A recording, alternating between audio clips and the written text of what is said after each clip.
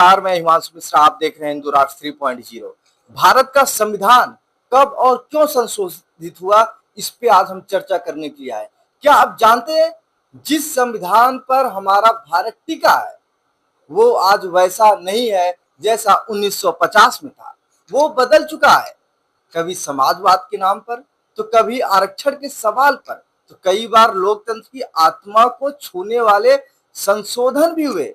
तो चलिए आज जानते हैं भारत के संविधान में कब कब और क्यों और किस लिए बदलाव हुआ। आइए आपको मैं बताता हूँ। 26 जनवरी 1950 भारत का संविधान लागू होता है। ये दुनिया का सबसे बड़ा लिखित संविधान बना, लेकिन समय के साथ साथ बदलती परिस्थितियां, राजनीति और समाज की जरूरतों ने इसे बदलाव की मांग की। अब तक 100 से ज्यादा बार संविधान में संशोधन हो चुका है। नेहरू जी की सरकार, पहला जो संशोधन था 1951 में नेहरू जी की सरकार लाई थी।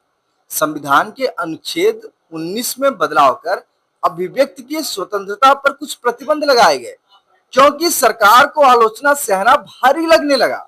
और दूसरा संशोधन जो हुआ, 42वां संशोधन 1976 में मिनी संविधान। आपातकाल के समय इंदिरा गांधी सरकार में यह संशोधन लाया गया। इसमें समाजवाद और धर्मनिरपेक्षता शब्दों को जोड़ा गया। केंद्र को ज्यादा ताकत, न्यायपालिका को कमजोर करने की कोशिश की गई। कई लोग इसे भारतीय संविधान का सबसे खतरनाक संशोधन मानते हैं। और जो तीसरा सबसे बड़ा संशोधन होता है, 44वां संशोधन 1978 में होता है। जनता पार्टी की सरकार ने आपातकाल के काले अध्याय को पलटने के लिए ये संशोधन किया। प्रधानमंत्री के अधिकारों को सीमित किया गया, मौलिक अधिकारों को मजबूत किया गया। लेकिन अब जो चौथा संशोधन होता है, ये 73वां और 74वां संशोधन होता है, 1992 में होता है। गांव और शहर की सरकारों को, जो गांव और शहर की सरकारों को संवैधानिक दर्जा दिया गया। जैसे ग्राम प्रधान हो गए, नगर पंचायत अध्यक्ष हो गए, नगर पालिका अध्यक्ष हो गए, महानगर निगम के अध्यक्ष हो गए। पंचायती राज और नगर पालिकाओं को ताकत मिली। यह भारत में लोकतंत्र की जड़ को मजबूत करने वाला सबसे बेहतरीन कदम था। और जो पांचवा संशोधन होता है, जिसे 86वां संशोधन कहते हैं, 2002 में होता है। ये संशोधन 6 साल से 14 साल तक की उम्र के बच्चों के लिए शिक्षा को मौलिक अधिकार बना दिया गया, ये जिससे भारत की युवा पीढ़ी मजबूत बने। अब जो छठा होता है, 103वां संशोधन होता है 2019 में। आर्थिक आधार पर 10% आरक्षण, सामान्य वर्ग को भी आरक्षण का अधिकार दिया गया। यह पहली बार था जब जाति नहीं बल्कि आर्थिक स्थिति को प्राथमिकता दिया गया। आपको सोचने पे मजबूर कर रहा हूं। अब तक 106 संशोधन हो चुके हैं 2025 तक। प्रत्येक संशोधन के पीछे सत्ता, समाज और समय की भूमिका रही है।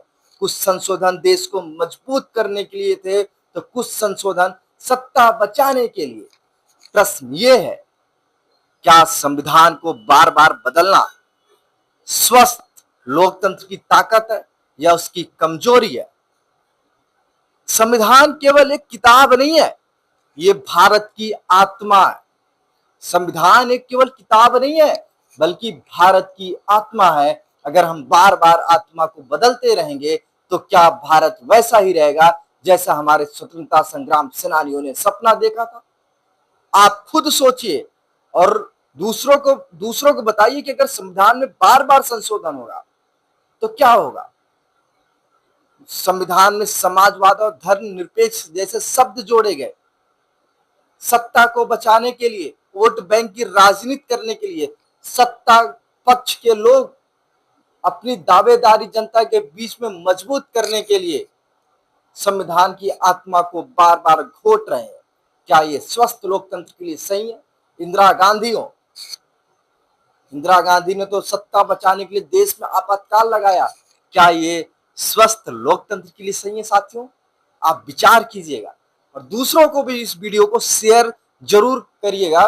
उन्हें बताइए कि संविधान इतनी बार संशोधित हुआ है और जो आज हम संविधान किताब लेकर चल रहे हैं ना, ये बाबा साहब अंबेडकर का संविधान नहीं है, ये संशोधित संविधान है, इंदिरा गांधी का संविधान।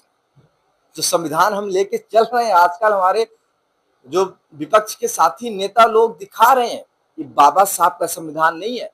जो लोग कह रहे हैं कि बाबा साहब का संविधान, बाबा साहब का संविधान, उनका संविधान नहीं है। आप जान लीजिए, ये इंदिरा गांधी का संशोधित संविधान है, जिसमें समाजवाद और धर्मनिरपेक्ष को जोड़ा गया।